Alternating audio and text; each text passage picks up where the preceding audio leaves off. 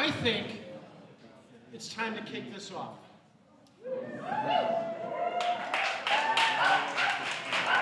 One, thank you guys for being here. You're awesome. Give yourself a hand.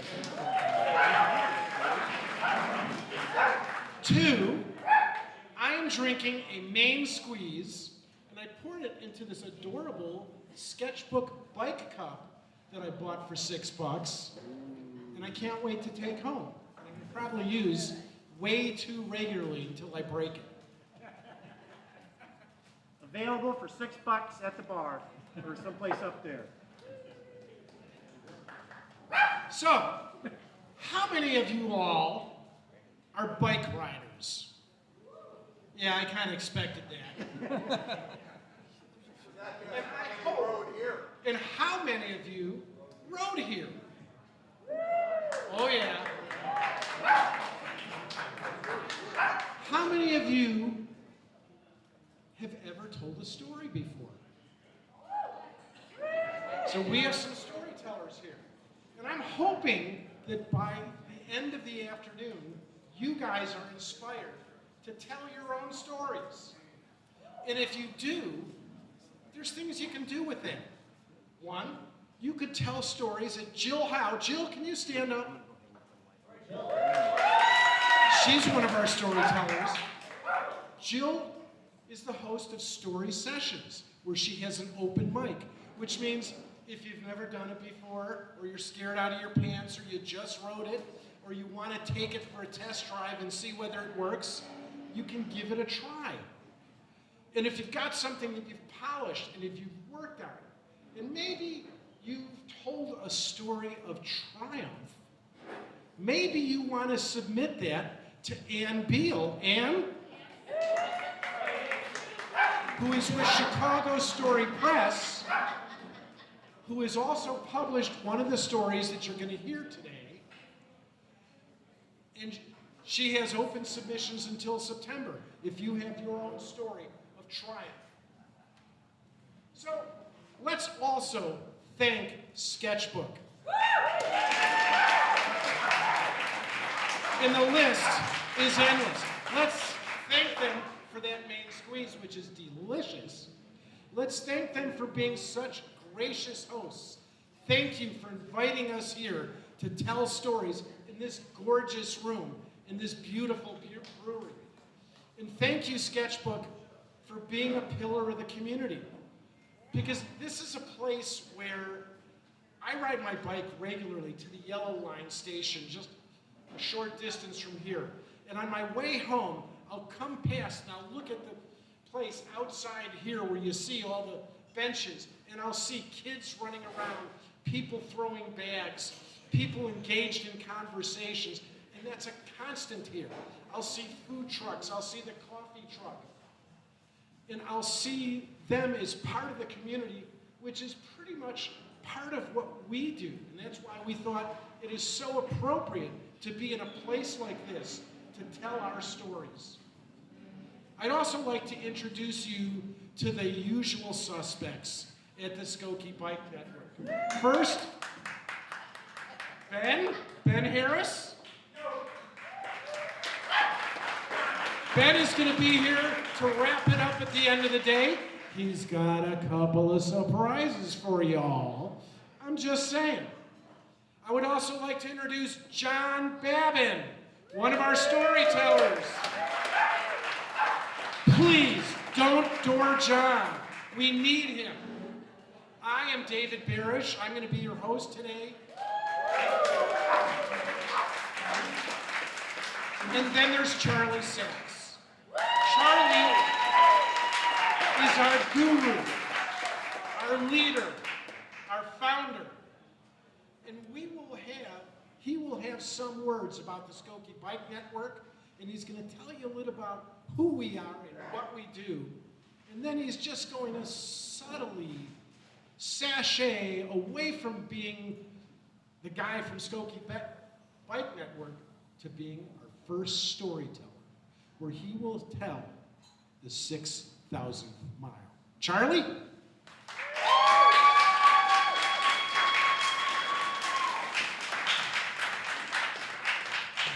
David. Thank you all for being here. We have an unusual sort of organizational structure. We have the steering committee is usual suspects.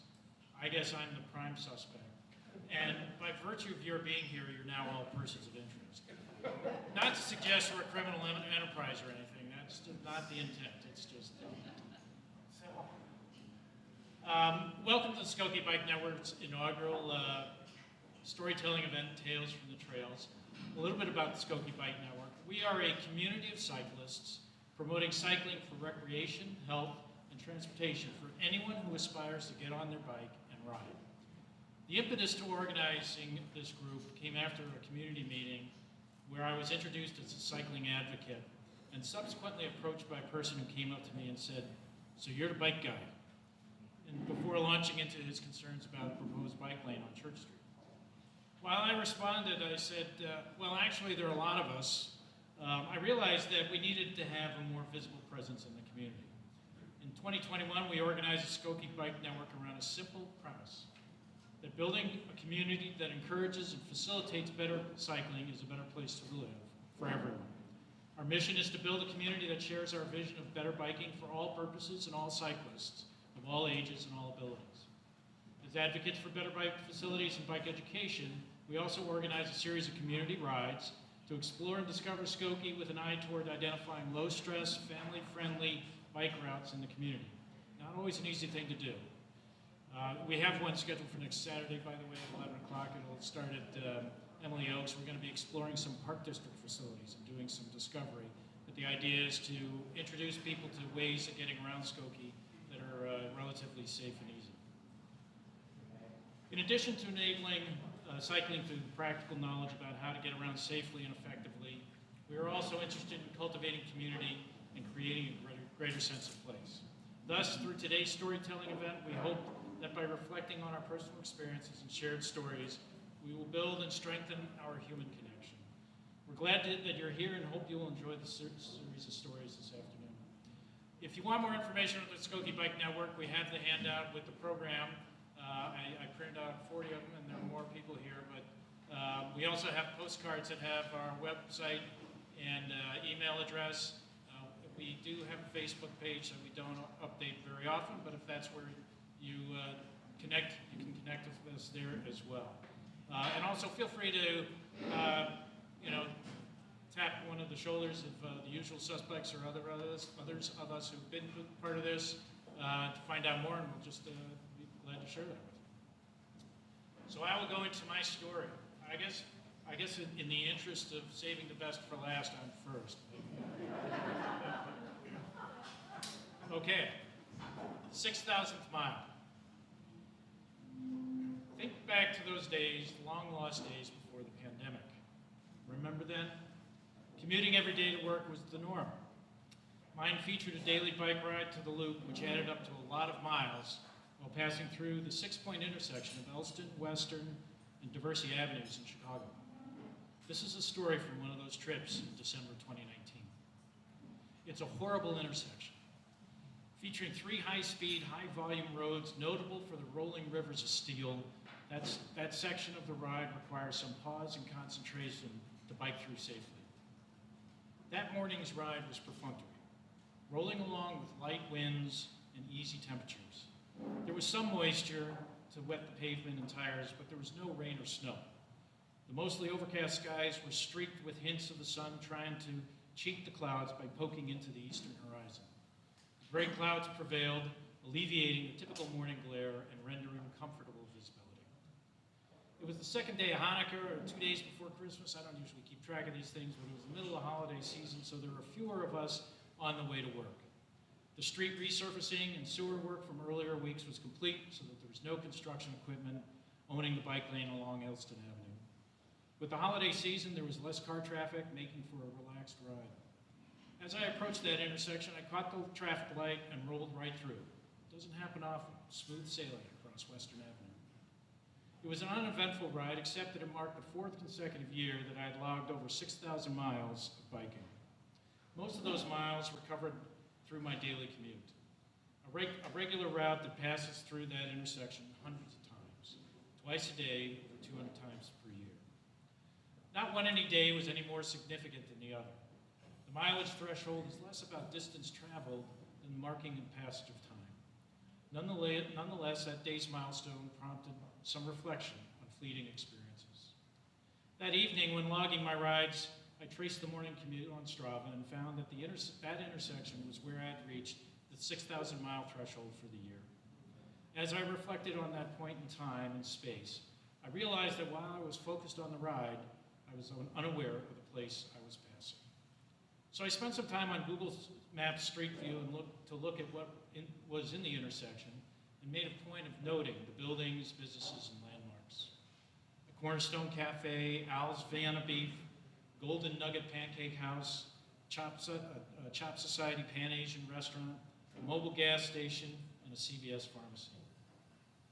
In many ways, a nondescript space with its innocuous stretches of pavement and indistinguishable enterprises that might be found in hundreds of intersections throughout the city, indeed the country. It is certainly not a place that captures anyone's attention other than to focus on surviving a safe and effective passage through the intersection. Nonetheless, these places, like any place, are more than the concrete, asphalt, steel, and bricks and glass that compose its structures. They are places where lives are lived. Living perhaps manifested in the usual morning breakfasts at the Golden Nugget and cups of coffee consumed without thought. Most wouldn't be missed, however, none would be done without. Service people and customers exchanging furtive glances and polite smiles, offerings of greetings such as hello or glad to see you, sometimes genuine, sometimes not. Simple exchanges of social connection embedded in a banal daily routine. Yet often we design, build, and consequently use our spaces for transience, expediency, and transfer.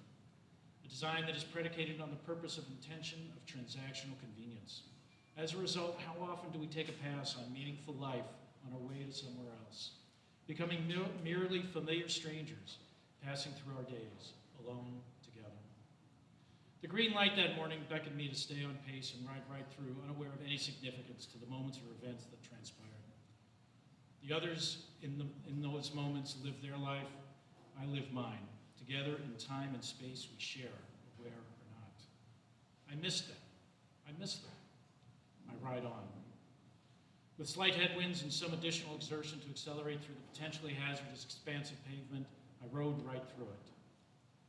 No place is merely between destinations, nor are places as much about how they're used than about how they are lived. Timing the ride to catch a green light through an unpleasant intersection may seem like a lucky break, or perhaps we would be best to pause and wave as we ride through, to familiar strangers, acquaintances, friends, someone we've never seen before. Live, love, learn, and enjoy. Ride on. Thank you.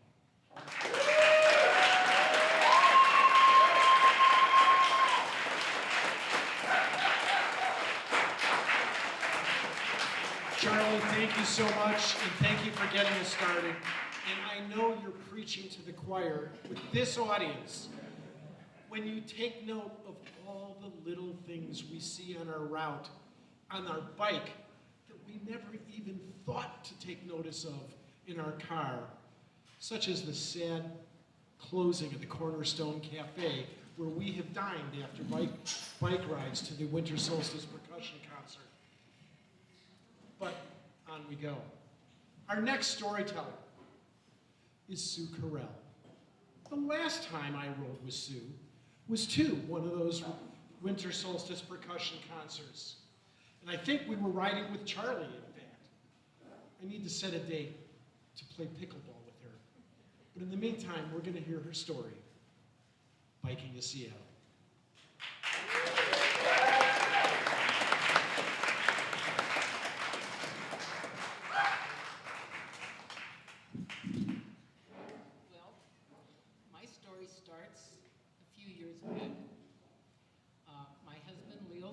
And I were hired in 1997 to teach English to PhD scientists in Shanghai, China.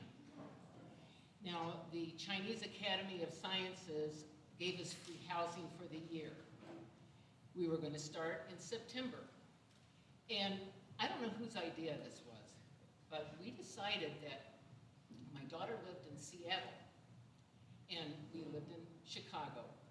And if we biked from Chicago to Seattle that summer and camped the entire way, living in a tent, that free apartment in Shanghai was going to look like a palace. So that's what we did. We were seasoned bike tours by then. We'd biked for 10 years every summer together. I could tell you many stories about that trip. It was about 2 months, took 2 months. We met many people. We traveled through little towns in the West. We met cycle tours from Australia, Canada, Europe. But the story I want to tell you starts out when we made it all the way to the state of Washington. We did. We were biking outside of Marble Mount, Washington. We got up that morning, same as, I don't know how many mornings, the same thing.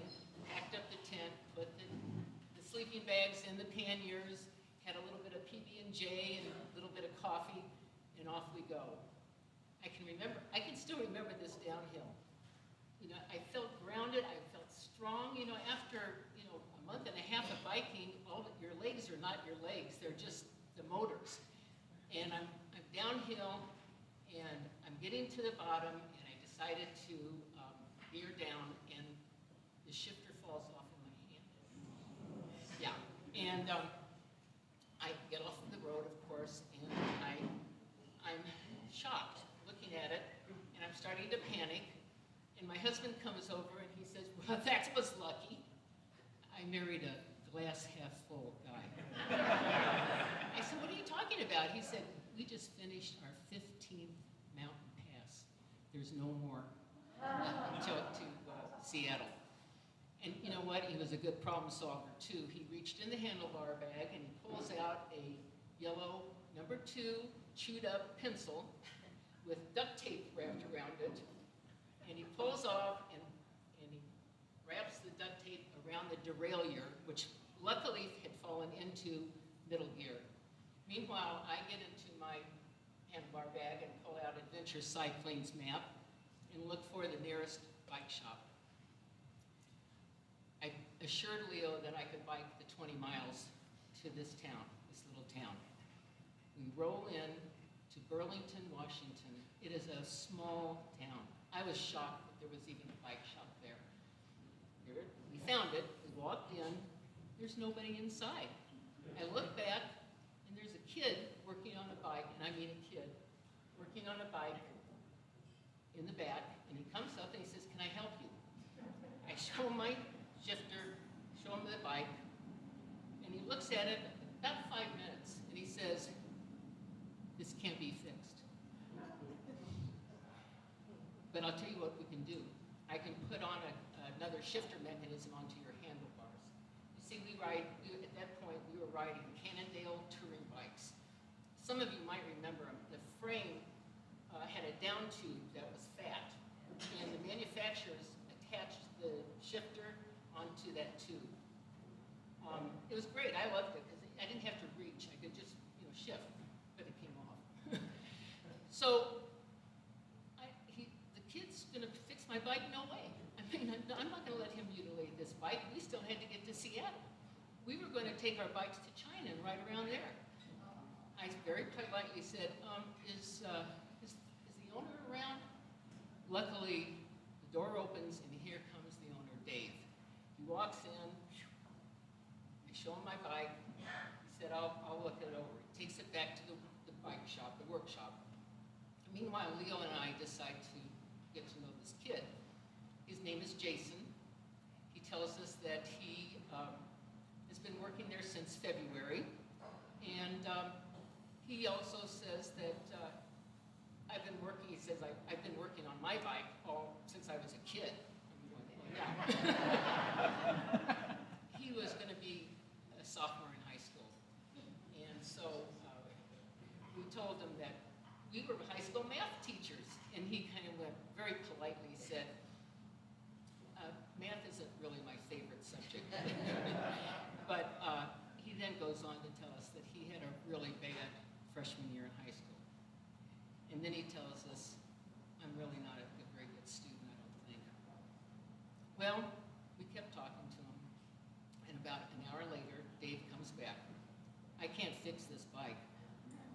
I'll tell you what we can do. We can mount on a cheaper shifting mechanism onto the handlebar. Oh my God, you know, that's what Jason said an hour ago. So I gave the bike to Jason. I gave him the shifter. Dave and I and Leo talked about China and this wonderful adventure we were going to have. And at the end of 2 hours, I'm presented with this. I found the original bill in my journal. And let me read it to you. Jimmy rigged Sue's bike the best I could. Good luck, Dave and Jason. $15. I paid the $15, gave him a $5 tip. I'm a big tipper. And, you know, as we're leaving, I said, Jason, I think you're going to have a good year this year. And stick it out with geometry, will you? And Leo looked at him right in the eye, and he said, you are a great problem solver, and you've got a good mind. And as we're leaving that little bike shop, Dave calls out, and send us a postcard from China, will you? Well, I'll never know if that postcard arrived in Burlington, Washington, but I've never forgotten Jason.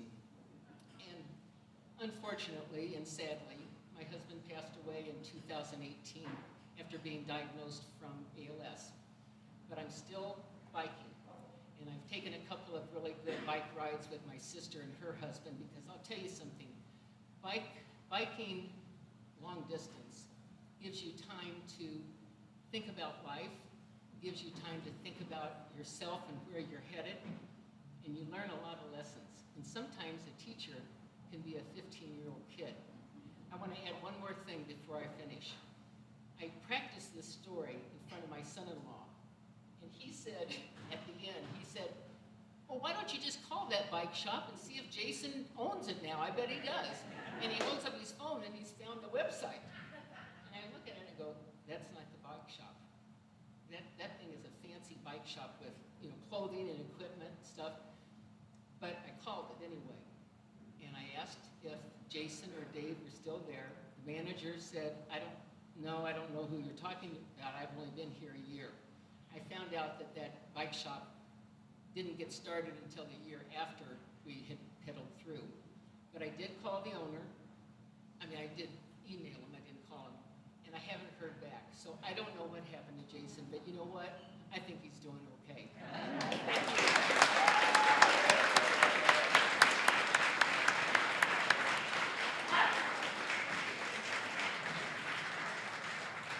Sue, thank you for your story. There's no question that teachers always care about their kids, even if they weren't in their classes. Thank you so much. And speaking of teachers, we have another one, but he's not just a teacher. Earl is our resident referee, and he does have his red card with him.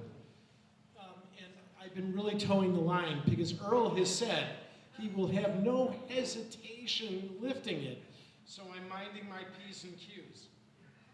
I first met Earl when he was refereeing my now 32-year-old daughter's AYSO soccer games. Since then, I've ridden thousands of miles with him. He is a past winner of the ATA Commuter Challenge, and he's now here to tell his story. You don't look so good.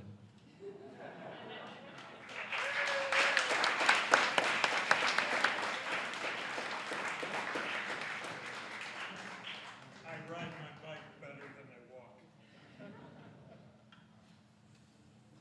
Hi, everybody. I've been riding bicycles for about 70 years. These days, when someone asks how I'm doing, I say I feel like a little kid when I'm riding my bike. I belong to 5 bike groups. The Evanston Bike Club, got their socks on. The Kibitzers, the Laurel Park Bike Club, the Skokie Bike Network, and my newest one, the Major Taylor Chicago Cycling Club, MTC3. I rode with them only once so far. Their rides start on the far south side. I hardly ever ride with the Laurel Park Club anymore because they got a lot faster and I got a lot slower. I was co-founder of that club with my friend Tony. Tony lived a block away from me, and we met in 1990 when we took our kids to Laurel Park to play, little kids. Tony rode his bike to work, a round trip of 16 miles every day from March to November. He doesn't like the cold. Tony went on what he called his training rides on the weekend. One day I asked him, Tony, could I join you on your training rides? And he said yes. I said, oh boy, I'm gonna slow this guy down. But he didn't mind, and he rode at my pace. Then other friends brought their kids to the park and heard about us riding, and they all joined our group. Stan, Johnny, Bruce, Dennis, Pete, George. We rode on streets and paths. Tony, being a League of American Bicyclists effective bike instructor, made us stop at all stop signs. I became much stronger.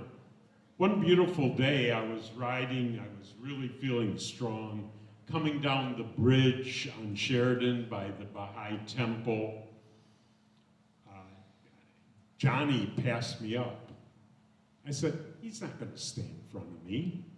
And I got faster. I believe I got in front of him. I don't know, I don't remember. I was told that I was going over 20 miles an hour, and I hit that right turn after the bridge. The road was a little bumpy. It might have been a little oily. The homeowner there was watering his grass and the road a little bit. Next thing I knew, my rear wheel was in the air, and my front wheel buckled.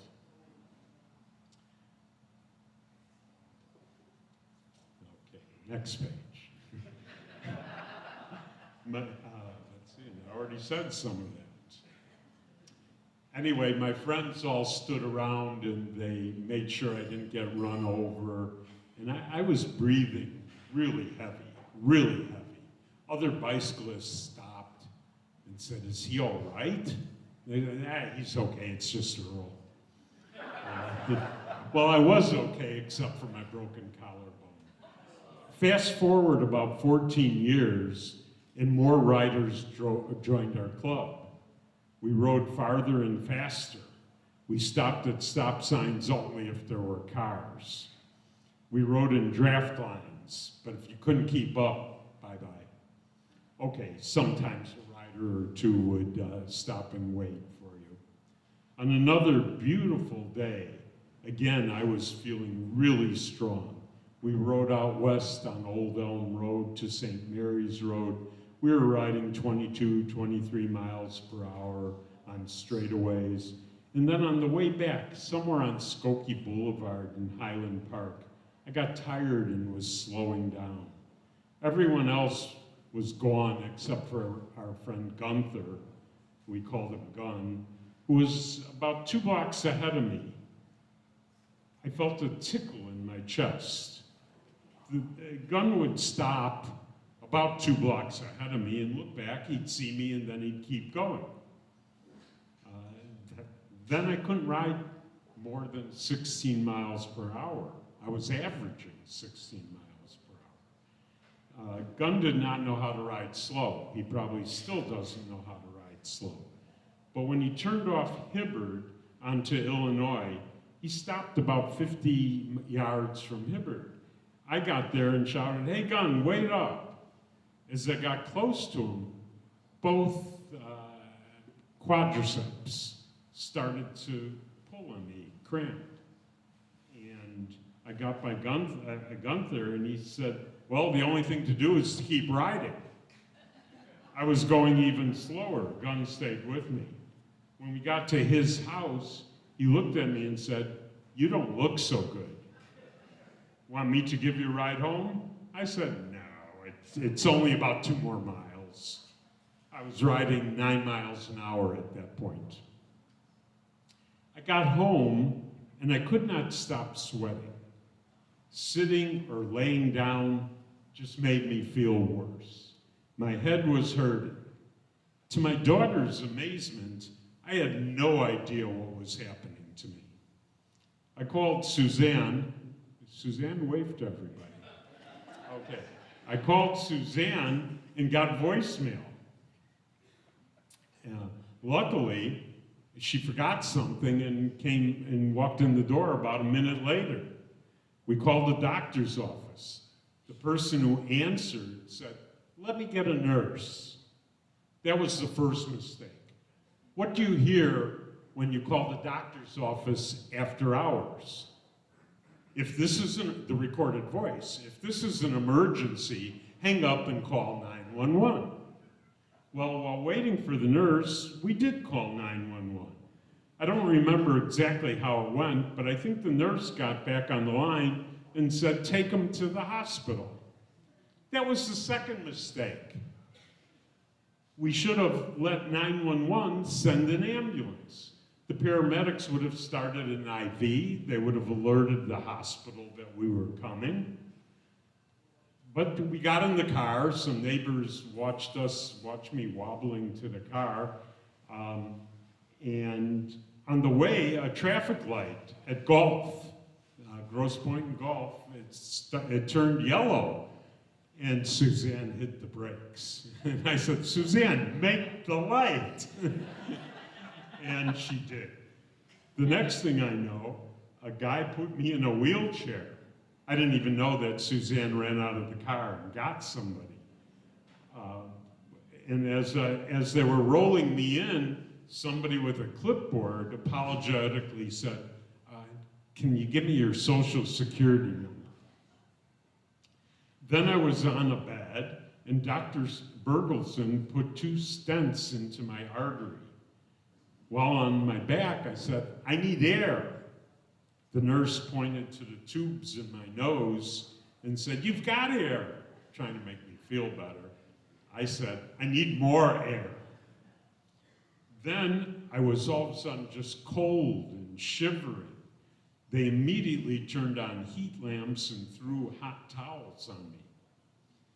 For a different perspective, talk to Suzanne or my neighbors, Jan and Ralph. Jan and Ralph saw us go, and they followed Suzanne to the hospital, and were there to support her.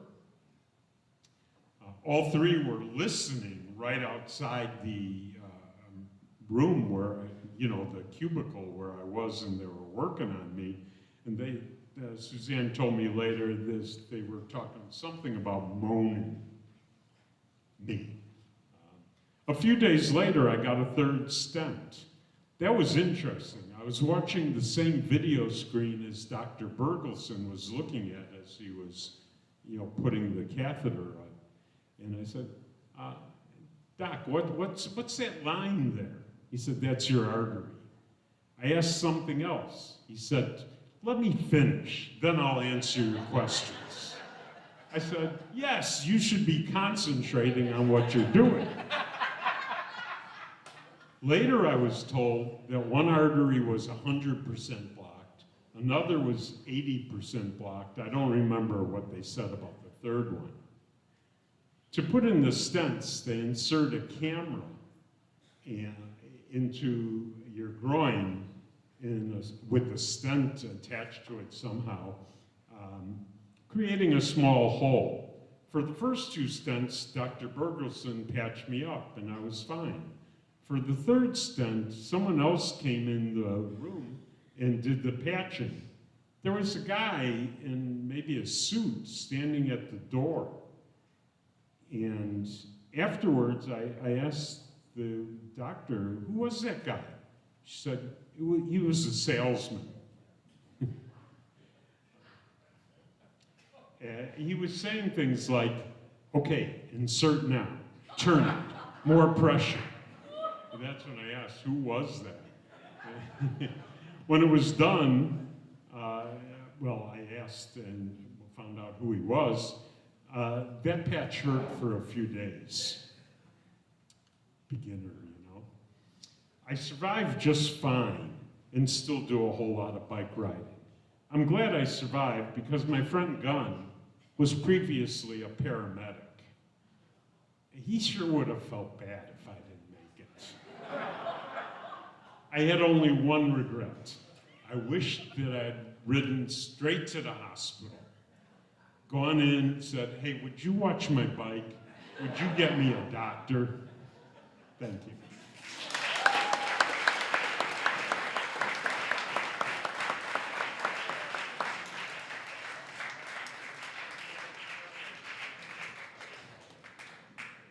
Earl, thank you. Your story gave me chills when I read it, when we were soliciting stories, because I've been through a similar experience. And the best thing I could tell you is that all those years of riding and all those miles gave you all this peripheral vascularization that allowed a trickle of blood to get to your heart, which is why Suzanne can be laughing today and why I can continue riding with you. And thank goodness you are doing so. The doctor actually said that to me with some kind of back channels. Our next storyteller is not only a cyclist and a fellow member of Evanston Bike Club, but a published author who has not just ridden her bike around Skokie and Evanston and the North Shore, but around the world. Karen Gray Keeler is here to tell her story, Fear of Falling.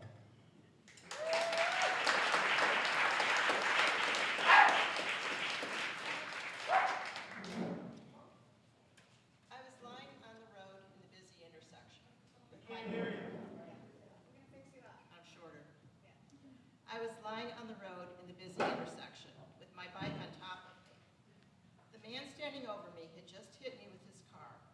I was so shocked at what had happened that all I could focus on was I could still go on my bike trip in the Canadian Rockies. The bike trip was part of my response to my midlife crisis. My youngest child was going to be a senior in high school, and I was going through emotional turmoil of not knowing what was next for me. Who was I, independently from my husband and kids? What was next in my life? When a friend asked if I wanted to go on a bike trip, I enthusiastically said yes. Now I knew what was next, a bike trip. The prior summer, my friend and I had gone on a whitewater rafting wilderness camping trip. That trip was way out of my comfort zone. The fact that I wasn't a rafter or a camper and hadn't done anything like it before was part of the allure. We had a great time. So I trusted her to choose a bike trip. When she selected going to the Canadian Rockies, I was both terrified and thrilled at the challenge. I owned a bike, but I wasn't a biker. Living in our flat area, I was worried about my stamina cycling uphill and panicky about the speed going down. I had barely ridden hills, let alone mountains.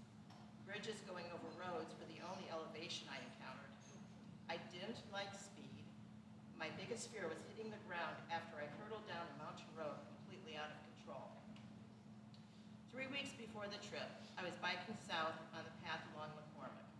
I saw the green light as I approached Howard Street.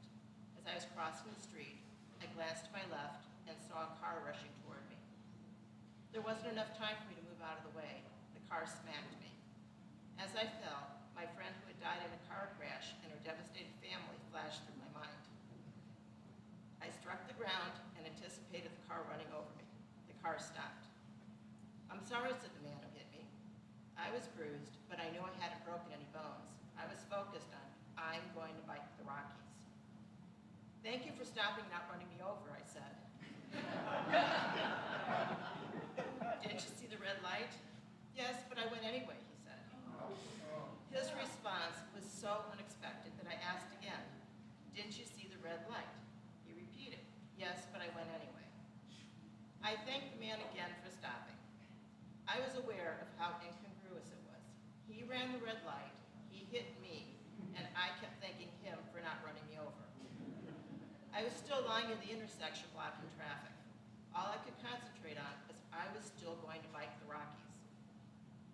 Bystanders urged me to stand up and get out of the road. The man was concerned about the blood flowing from the cuts on my arms and legs. I was aware of pain in other parts of my body, where his car hit my arm and hip, where my torso twisted and hit my bike, where the gears cut into my leg, where my ankle bone smacked the pavement. My biking glove saved my hands from being pierced by the stones on the street, but my left hand ached. My helmet softened the impact to my head. I'm okay. My son can pick me up, I said.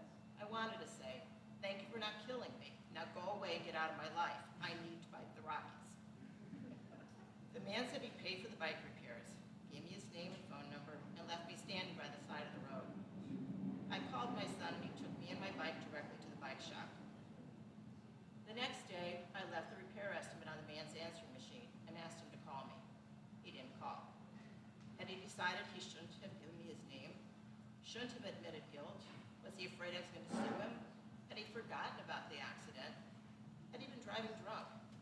Now I regretted that none of the bystanders had taken the initiative to call the police. I wanted the man to get a ticket.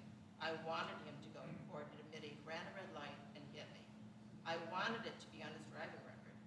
I was still focused on biking the Rockies, but now I was mad at myself for letting him off so easy.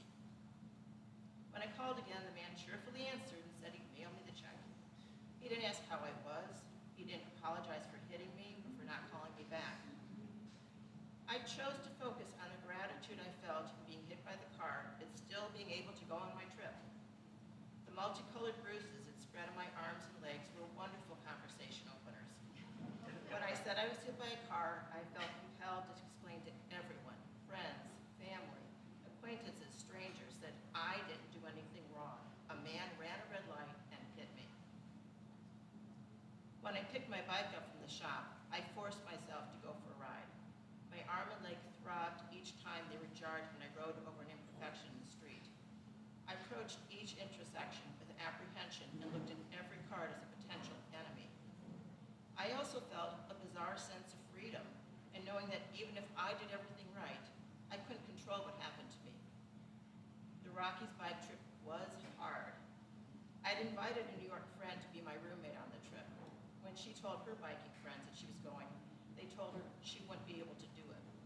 She told them, how hard can it be? I'm going with a bunch of middle-aged ladies from Chicago. The rest of us repeated, how hard can it be? Many times to her as we labored up the mountains. Although we found it necessary to stop and admire the view, also known as catching our breath, on the uphill climbs, we had the satisfaction of riding the entire route.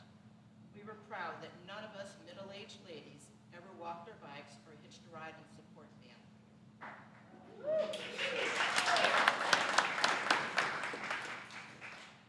There were young Swiss women on the trip who were experienced Alps bikers.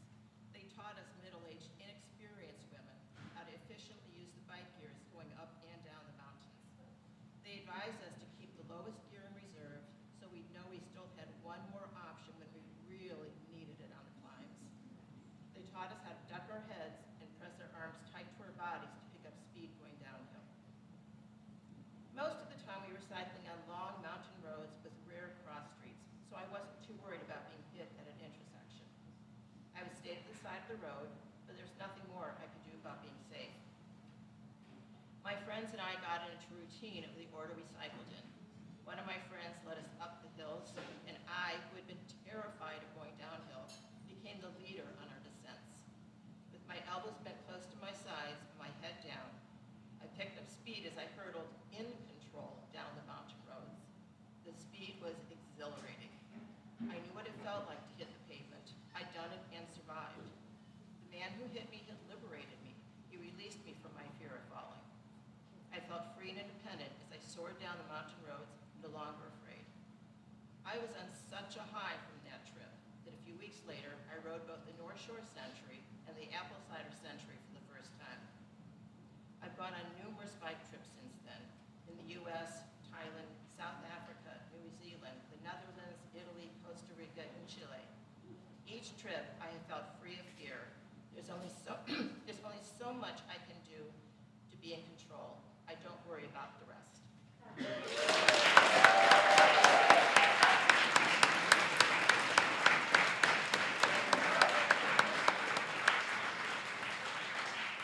Karen, thank you for your story, and thank you for teaching us that from a cyclist perspective, gratitude has as many facets as a diamond. Our next storyteller is Bill Dolnick. Bill is another person who I have ridden thousands of miles with, and he's another person who's ridden in many countries. And if you stick around after the show, you can ask him about his comic book collection. Here to tell his story, Pipe Dreams, is Bill Dolnick.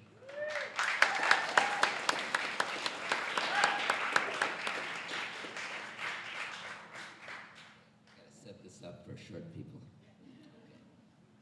You hear me? This is a story about a bike trip I took a long time ago. And its ensuing events.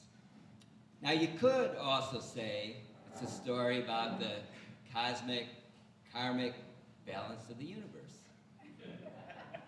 But mostly it's a story about my old friend, Arthur J. Perkins.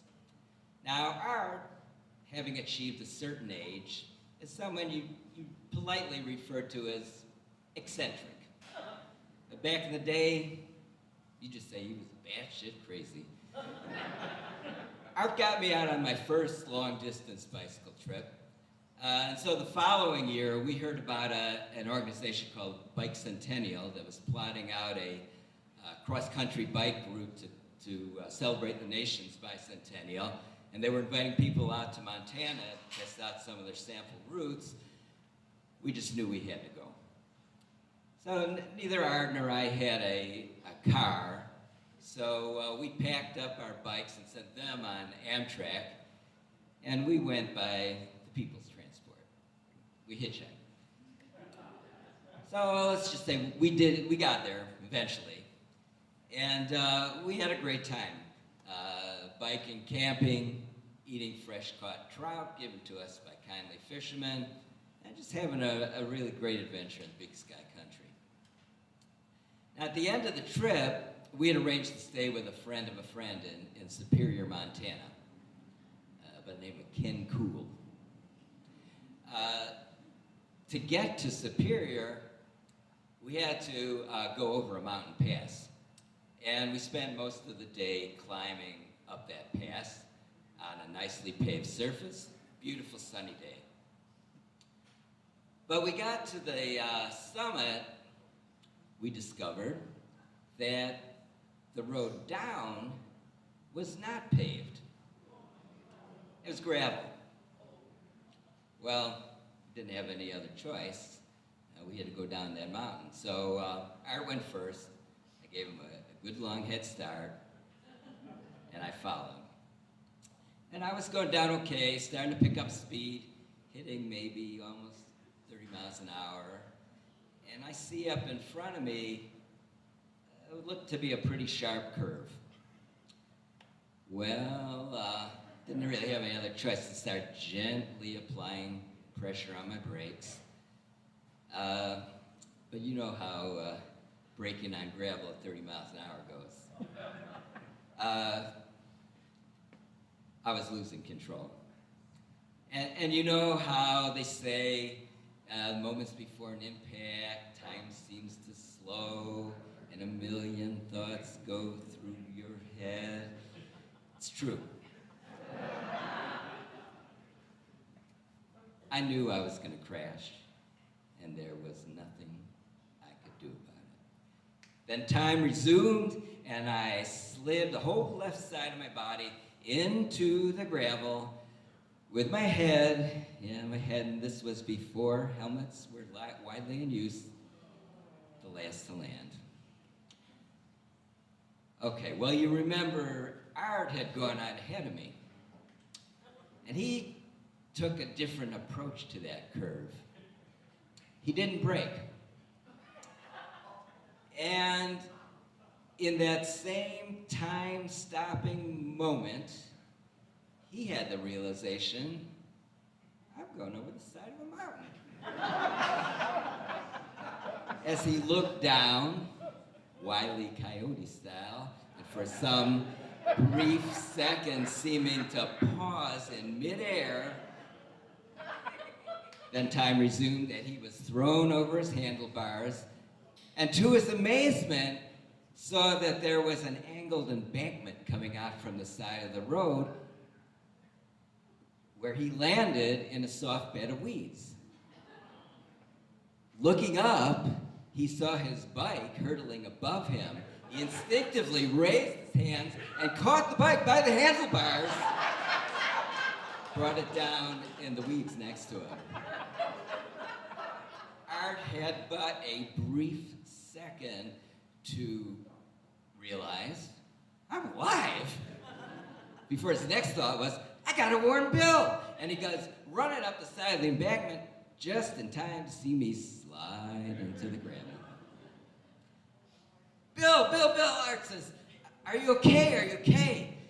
And in my trauma-addled, groggy, but still conscious mind, I managed to grunt out, yeah.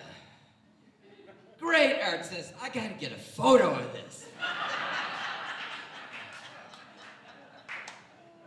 Well, wasn't too long for a pickup truck pulled up, and they told us to throw our bikes in the back, and they kindly drove us down to Superior, where Ken and his wife fetched us, fed us, and gave us the warm, caring, recuperative environment we really needed. The next day, there was a fair in Superior. And this was just like you see in the movies. A slice of pure Americana. Pie eating contest, pony races, on and on and on. But off in one corner of the fair, there was a tent that was set up by the local sheriff's department. And in this tent, there was a display of confiscated drug paraphernalia. And, the better to warn parents of the dangers their wayward children might get into. And there in the middle of the display, strapped to a board, was a pipe that was beautifully carved out of an elk's horn. And when I wandered into the tent, there was Art. He was just staring at that pipe.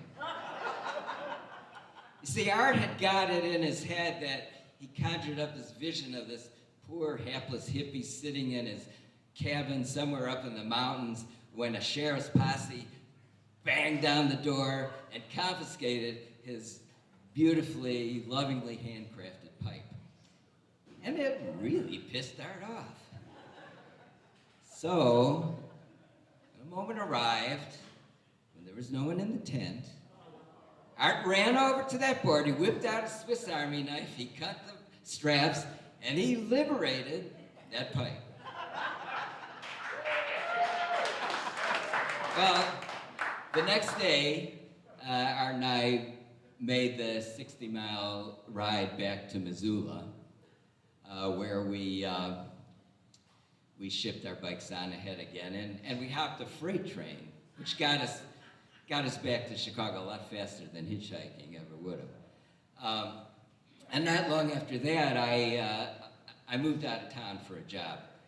The next time I was back in town, I saw Art, and I asked him about the pipe. And he said, well, someone had broke into the apartment. And the only thing they took, not that there was much to take, was that pipe. And I said, oh, Art, man, what a bummer. But Art, he really wasn't that upset about it. You see, he never considered himself to be the rightful owner of that pipe.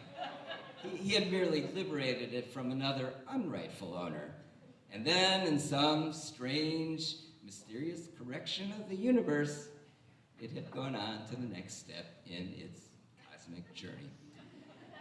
And as for me, when I got back from that trip, I bought my first bike helmet. And I've never ridden without one since. Thank you.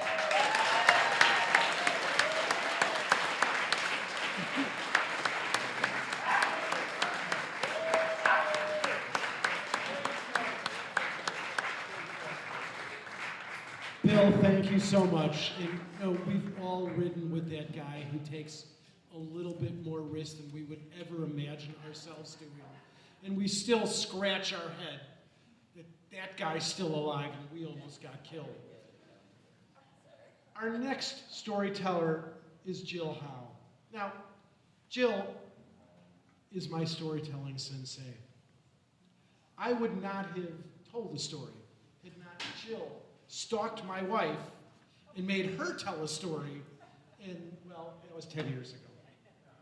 She is the host of Story Sessions, which you guys already know, and I once gave her an old bike of mine, and she rode 44 miles to 3 Floyds in Indiana when they had a brew pub with me and some storytelling friends. But she's here to tell us the story of a girl who rides a bike.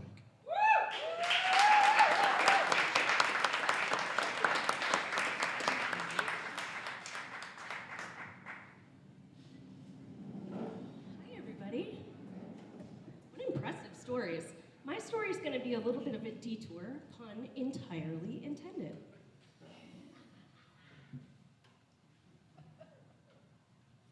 I am not a girl who rides a bike, but on this gorgeous summer morning, I am gliding down Ravenswood Avenue on a white 1977 Schwinn Suburban, a cruiser with a basket.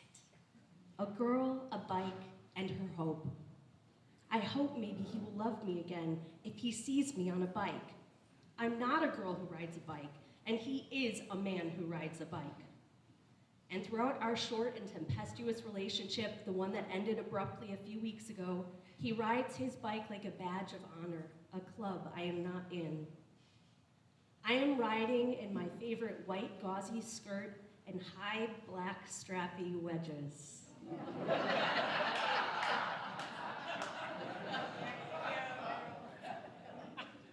I am looking at female bikers with secret contempt. I'm so sorry. Their messy hair under their chic helmets, their backpacks, their one pant leg rolled up, no makeup to mess up on their faces. He wants to love one of them. I am sure of it. I am not a girl who rides a bike, but I want to be in his club. I want to be the girl whom he loves, whom he respects. He dates me despite my flaws, despite how it looks, as he cheated on his last girlfriend to start a relationship with me, and he didn't want that to make him look bad. I have agreed to keep our relationship a secret, except for my closest friends. I feel lucky because I love him as easily as I breathe air. He brings me tulips. We dance like drunk dervishes in his studio apartment. We laugh hard and fast. Everything is hard and fast with us. I see his every flaw, and each one is a beautiful point of difference. The red flags are party streamers.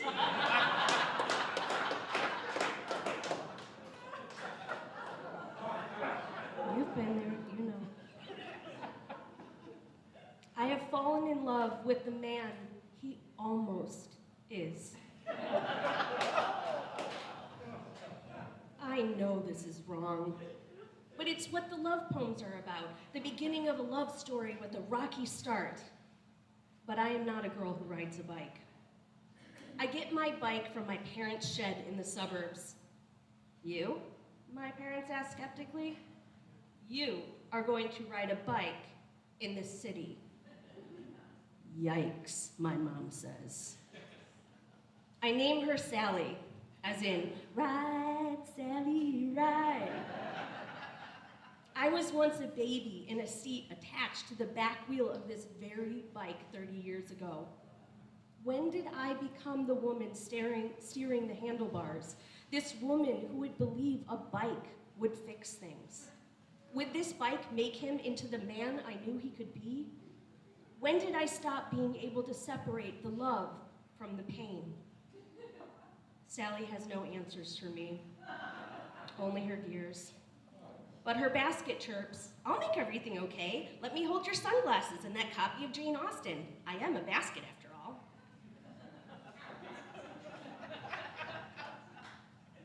After brunch with a friend, I call him to say, "I'm in the neighborhood," although I did not have to go home that way.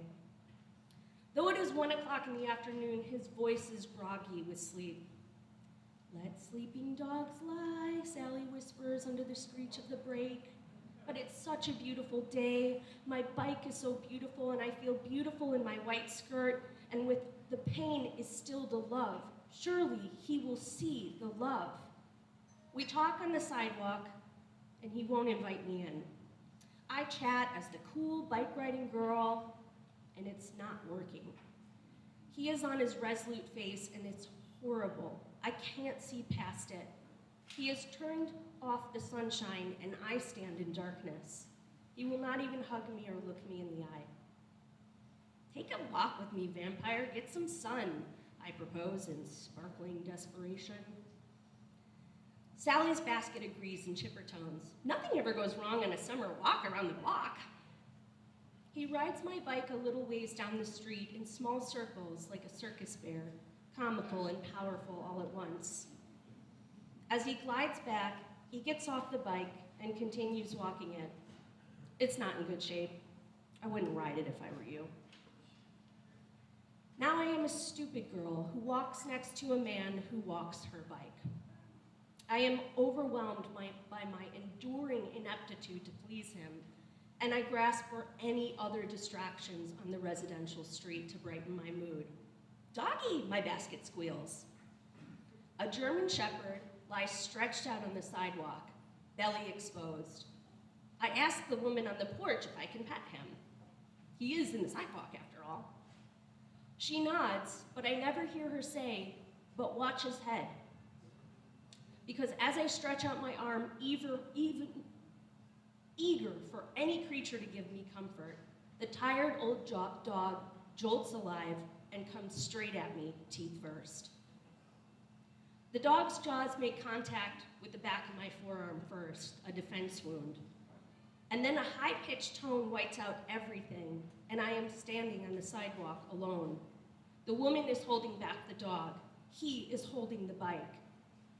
I look around for somebody to help me. As the high-pitched sound subsides, I look down to see my arm is not the only damage. An amorphous pain comes into focus on my upper thigh. I drop my gaze and see a bloodstain spreading across my gauzy white skirt. I look around. Dog, woman, bike, him, pain. How did I become the woman bleeding on the street? The woman with no one to turn to for help? I don't know, my basket cries. My mind cannot answer these questions, so I simply turn and start limping away. Maybe I can just leave it all there. "I'll call an ambulance," the woman yells, still holding the dog back. "I don't have insurance, please don't." The bloodstain spreads, and finally he touches me. I'm jolted. He pulls me in close, and I find deep comfort in his arms, which covers both my heart and my bleeding wounds. We have to look at it, Jill. The dog is now inside, and he guides me over to the porch and sits me down. His mask is gone. His face is alive. He cares about me again. The more the pain, the more the love.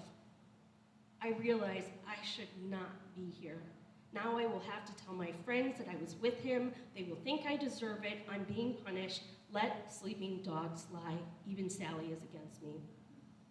"I told you so. No one will feel sorry for you. You came to him, and this is what you got. This is what you should have known you would get.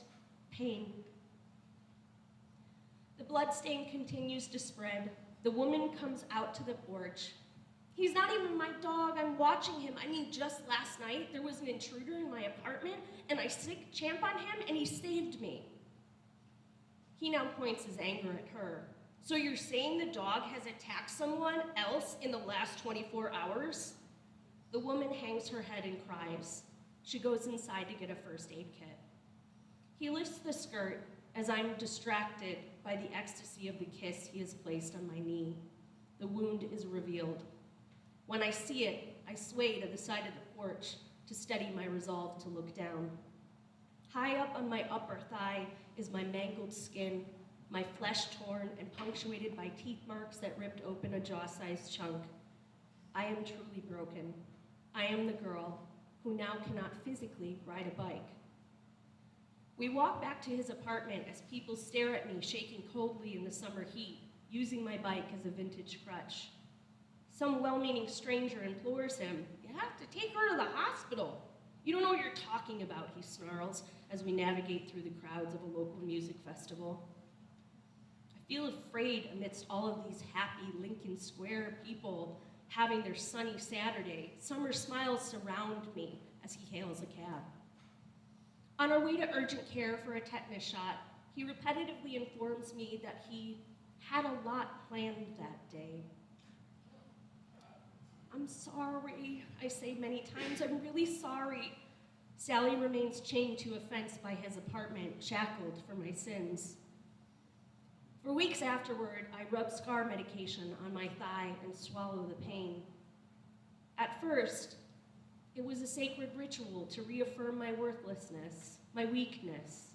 I make myself bear witness to my punishment, my scar, which is a badge that proves our past actually exists, even if he never called to see how I was doing. When I feel the pain of the scar, I mutter a mantra, part of a poem. Leaving is not enough. You must stay gone. Train your heart like a dog. Now it's 10 years later. I've had many relationships since then, or what I like to call learning opportunities. And my boyfriend now is so sweet, so kind, so caring. And we go on a yearly camping trip to Michigan with his family. And his teenage niece brings her bike that she has gotten recently. And it is a mint green 1977 Schwinn Suburban with a basket.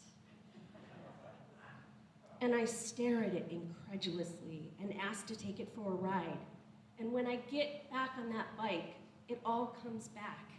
The grip of the handlebars, the shame, the slow click of the gear change, the longing, the sound of the chain, the sadness. I ride the bike to the lake and watch a brilliant orange sunset, thinking about how I once rode this bike as a different woman, as a baby, as a heartbroken girl. Now I ride it with pure delight, reclaiming my self-worth with every pedal. On the way back to the campsite, I come across a comical basset hound that's by the path, so I ask if I can pet her. Don't worry. They smile and say, "Of course." She comes over and licks my knees, and I feel a profound sense of joy. I get back on the Schwinn, and I glide back to the campsite. I am finally a girl who rides a bike. Thank you.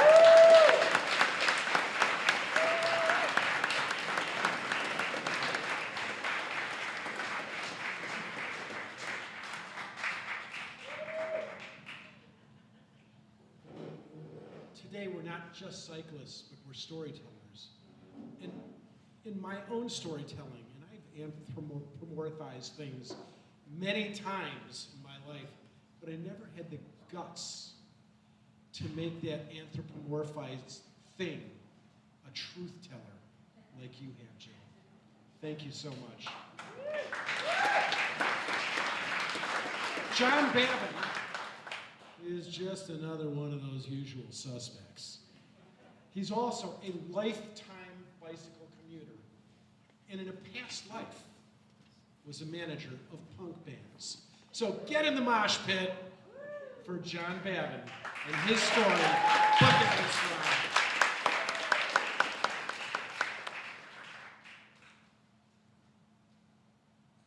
Thanks. Yeah, I've known Charlie for a while before Skokie Bike Network. I met him at ATA events and things around, and I was, hey, let's do something. And eventually, he made it happen. So I'm happy. Thanks for coming. I never really had a bucket list except for this one thing. So I don't believe in them, but for some reason I wanted to do this.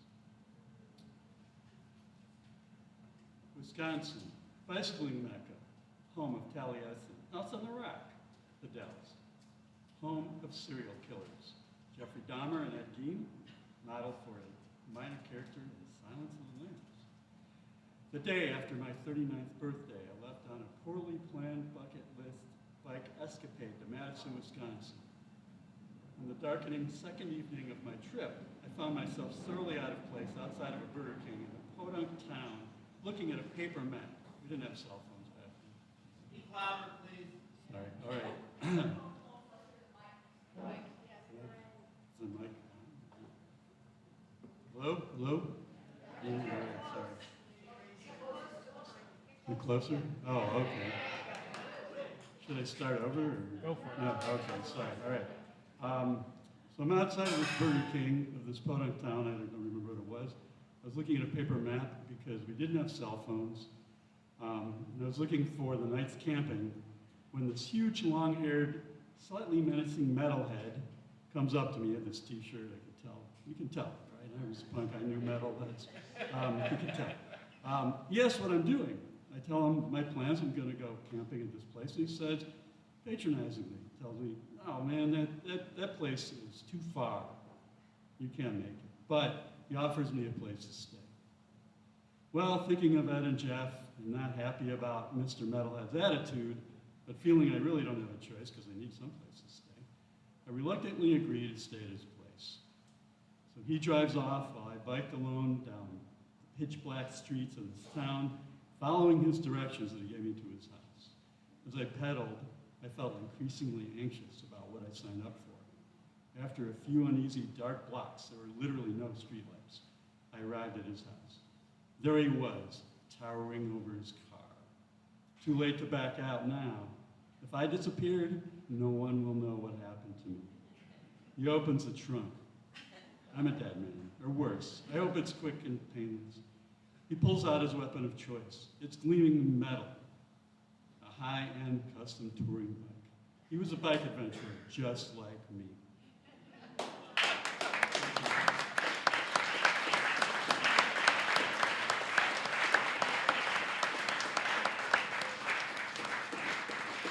John, thank you so much. We gave John a prompt to write a flash story, a story of no more than a few hundred words, and he rose to the task.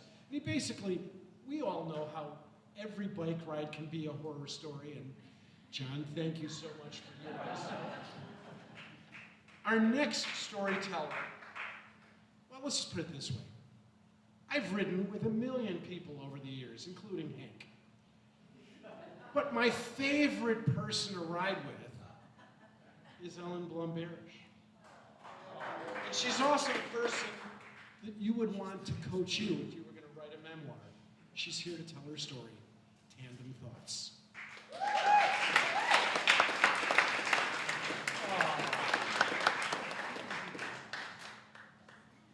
Blushing. Okay, I'm a little bit shorter than most all y'all who came before me, but how are we doing with the sound? Are we doing good with the sound? Thank you. This is called Tandem Thoughts, and you can imagine why, you bikers among us. We're in the Netherlands, so it seemed only fitting that we should rent a tandem bike. My husband and I were in the country that cycles, celebrating our 35th wedding anniversary. Renting a tandem had been on his bucket list, speaking of bucket lists, for a while, but usually I would find a way to put the brakes on it. The streets are too slick. Visibility is way too low. It's too cold. It's too hot. Despite the tendinitis in my foot and my claustrophobia around crowds, I gave it the green light because bicycling is David's second love, or so he claims. No matter the occasion or the weather, he will choose the bike over any other mode of transportation. Let's ride our bikes to the wedding. You won't even notice the sleet if you're covered in waterproof, breathable outerwear. I do enjoy a bike ride, but I don't live for it like he does. However, I knew it would make him happy, and I was running out of reasons to resist. Seeing his sky blue eyes twinkle and his cheeks turn pink is something that I do live for. On a bike, he is the embodiment of joy. He's also a body in motion with a proclivity for propulsion, and my set point is sitting still.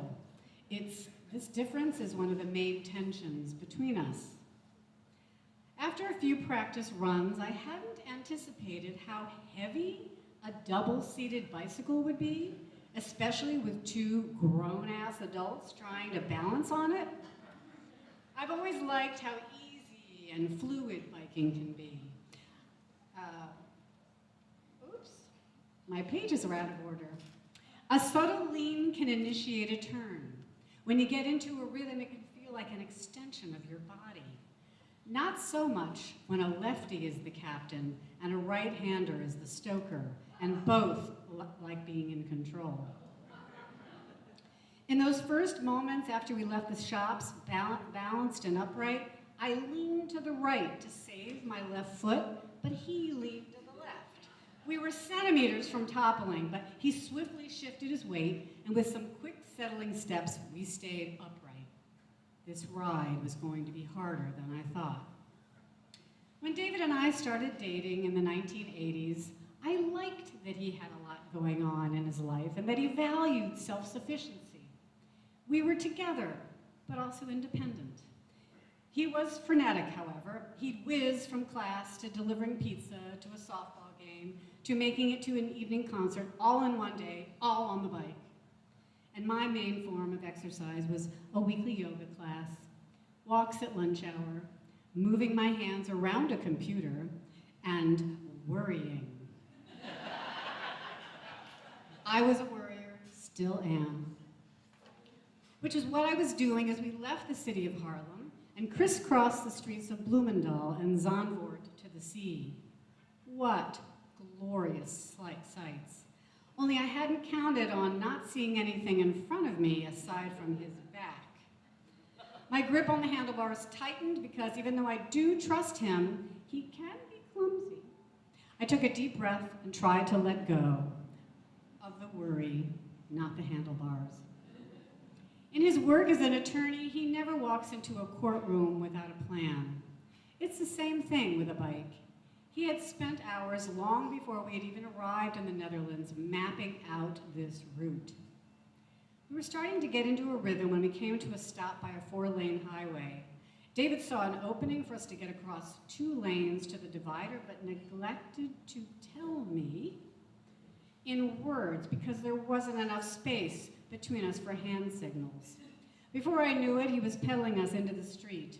As I hopped on my good foot to keep up, cars were honking at us and drivers were giving us the stink eye until we safely reached the middle. Suddenly he stopped. Ack! You need to tell me when you're stopping. Sorry, my shoelace got tangled up. We need a safe word. Give me a ding-dang safe word. Stopping. How about stopping? Fine. The breeze picked up by the sea. The sun shone over spectacular rolling scenery. And I missed my pages are all kafluied. This is what happens sometimes. Oh well. All right. Fine. Take a minute. What? Take a minute. I'm gonna, thank you. I knew that sounded out of order. Okay, we're back at worrying and how I still am. What a concept. We've been canoeing, but unlike that cooperative venture in which the person at the bow and stern help one another steer, tandem biking was clearly more of a master-slave scenario. My only job was to let him lead, and I was only going to be doing that for so long. Once we got into the countryside, I began to accept that I would be taking in the sights sideways. I would close my eyes and I could still move forward as he determine the pace. Like his general demeanor, it was steady. It was just up to me to keep up with it. My pedaling could add or take away power. So I experimented with that because that's what I do. Hey, you're pedaling anxiously. Stay mindful of your cadence, E, he said, firmly but calmly, remembering that I respond best when he speaks in a non-accusatory tone. What do you mean anxiously? You're overexpending your energy. You'll tire out. See if you can settle into my pace. That's when suddenly he stopped. Ah! You need to tell me when you're stopping. Sorry, my shoelace got tangled up. We need a safe word. Give me a safe word. Stopping. How about stopping? Fine. The breeze picked up by the sea. The sun shone over spectacular rolling scenery in perfect upper 60-degree weather. He was happy doing most of the heavy pedaling, and I was good with that. It occurred to me that I hadn't felt this relaxed in a really long time, and I was actually enjoying this until a slight incline appeared and threw us off pace. I called out, "Stopping!" and shimmied off the bike, checking my pages. Backwards. I needed a break anyway. I stood for a moment and watched him pedal up the hill. I took in the sea and sand that spanned in front of me and the charming cottages behind. Over the course of our 3+ decades together, we have both needed breaks. When our daughters were young, I stole riding weekends in Wisconsin and Michigan. He rode the AIDS ride from Minneapolis to Chicago and took week-long bike rides with buddies. We needed that time because there were some seriously derailing years. But luckily, the topography doesn't stay the same for long. Our daughters had graduated from college and we were now working and living, and they were working and living full lives. We had just paid off the final college loan. Our youngest was engaged. I turned 60. We had not been on a 2-week vacation, just us, ever. That's when I planned this trip, which took much discussion and a lot of compromise. After a scrumptious lunch on the beach, we got back onto our 2-seater, and David said, "Let's try a different route back." Really? Yeah, as long as the sun is at our back, I know we're heading east.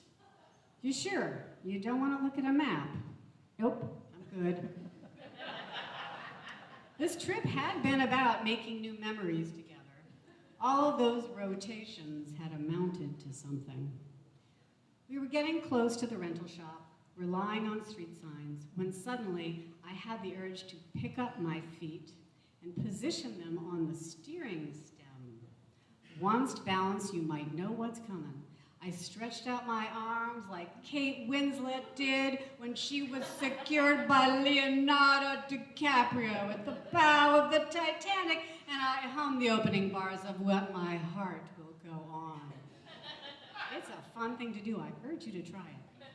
We came close several times, but we never once fell over. Einstein wrote that people are like bicycles. To keep balance, people need to keep moving. But balance also involves the ability to remain still. If you wobble in the seat as the bike is moving, the whole thing can topple over. And if you don't pull over once in a while and take a break, then you will be exhausted. On the train back to Amsterdam, I closed my eyes and replayed the day in my mind's eye. The ride was not without its bumps or close calls and had taken us across pavement and gravel, flatland and hill, sand and mud, off-road and on. It had been all-terrain, like our marriage. Thank you.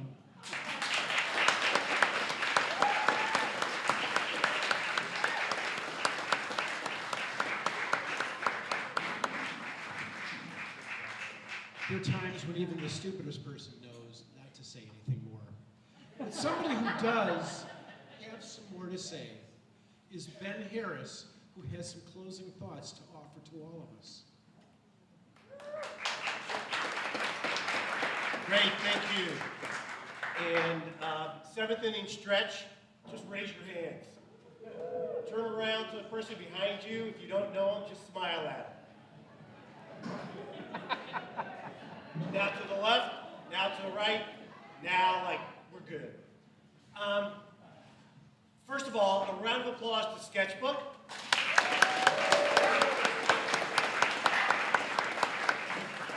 You can buy those bicycle glasses over yonder. There's also a food truck outside, El Zorro. Thank you. El Zorro. How do you pronounce it? Just like the guy in the story. Good. And that's why I didn't tell a story. But I do have one story. And as Charlie was talking about thoughts, David was talking about thoughts, John shared with us some thoughts.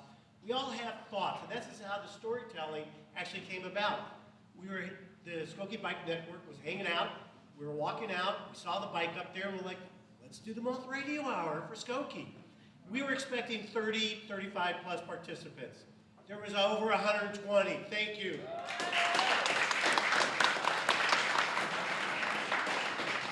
If you think there's merit again to do this in the fall, we might have a bicycle to give away in the fall. Give us some thought. So, Skokie Bike Network, what is it? It's better biking, better living through better biking and pedestrians here in the Skokie Village and surrounding areas. We want you to get involved with us. There's some promo stuff. You can find our URL, get involved. We need as much assistance as possible. And I'd be remiss if I didn't tell a short story, because it's all about thoughts. No, this is not about going over a mountain. Years ago when I was in college, I ended up with some extra money. I'm like, what do I do with extra money? I'm gonna buy a custom-built bicycle, 531 Reynolds tubing. I'm like, yeah. The bike shop made me like spoke up my own wheels. After I did in reverse, they say, we'll build it from here on out. So many years later, I'm biking to work down the Lakeshore Path, and this is before they made it real nice. In Fullerton, you actually had to go pretty close to the water. And it was a little nippy out. It was quite cold. And all of a sudden, I'm like riding, and I see this like glistening thing on the pavement. I'm like, oh, I think that's ice. So sure enough, and I had clipless pedals. I don't know why they call them clipless, because you're really clipped in. The bicycle is sliding in front of me. I'm sliding behind it. And this rational thought comes through my mind.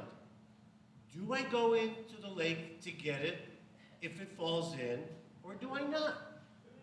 I'm not going to tell you the end of it. You think about it.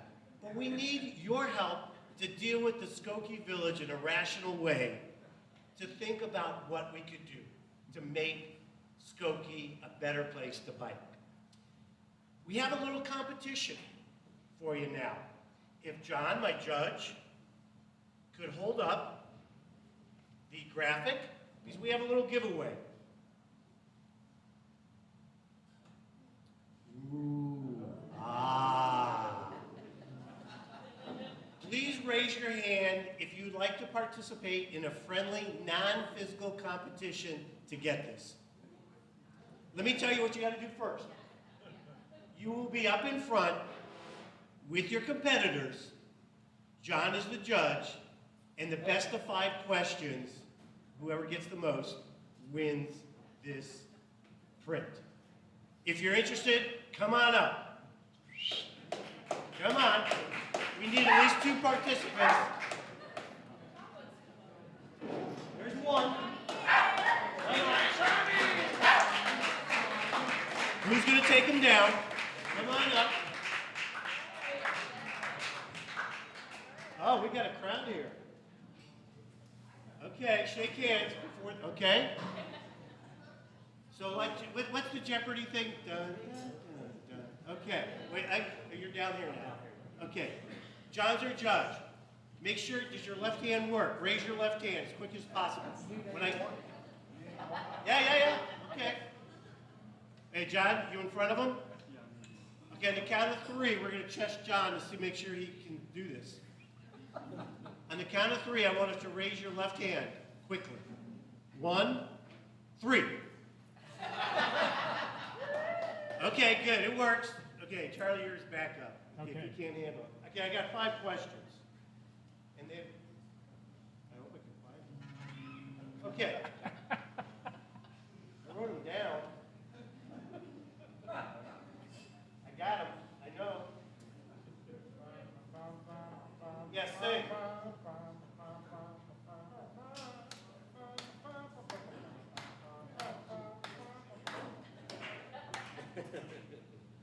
Okay, we're. He wrote them down. No, I got them. I wrote them down. I bounced them off John. Wow, what a bummer. Okay, here we go. We're going to wing it. The diamond bicycle frame, as we know it today, the upright bicycle, is also known by another name. What is it? Safety bicycle. Ding, ding, ding.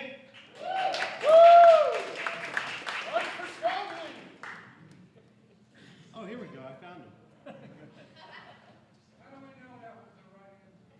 I Googled it 5 minutes ago. Okay, okay? What year was the first Tour de France held? 1904. Wrong. Wrong.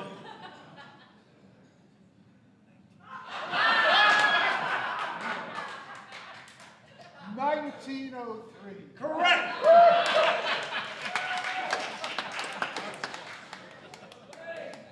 Remember, John's the judge. Number 3. What country has the highest percentage of people using bicycles regularly? No,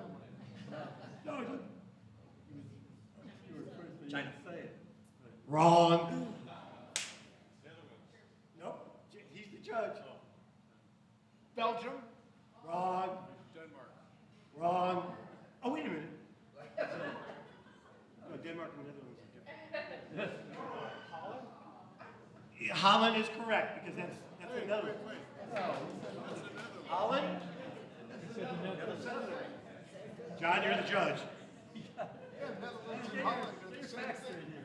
Okay. They're both Dutch. Dutch. Okay. Who's winning so far? We got a tie. Tie. Okay, here's question number 4. And this person has this, we have something in common if you know where I was born. Where was Marshall Walter Taylor, i.e. Major Taylor, born? Indianapolis. Yeah. Woo! Go Hoosiers. Last but not least, a fancy name for a bicycle saddlebag. Pannier.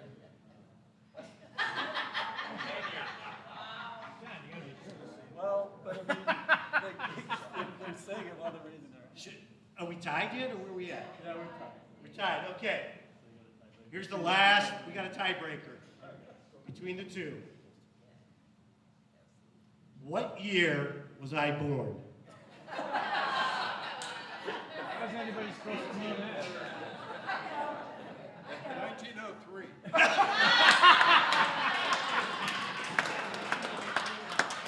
Okay, we're gonna do rock, paper, scissors for the two, so who are the two highest percentage? Okay, so you all come up. John, you're not the judge, Charlie. Okay. I can't.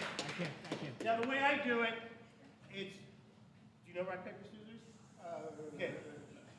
Rock, paper, scissors, shoot.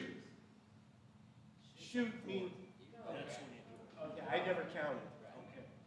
Ready? Yeah. On the count of 4. Wait, how many do they do? Just one?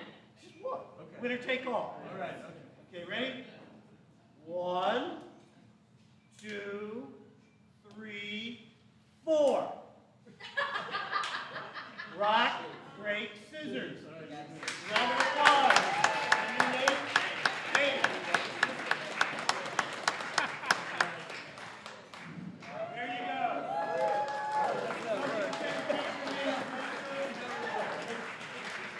Final note, we also have reflectors. Traditionally, they go around your ankle to make sure your Hands don't get caught up in the chain, but you can do it anyway. Please take one. And sign up. We have an email distribution. We don't inundate you. Have a great day. Thank you, everybody. We have postcards in the link.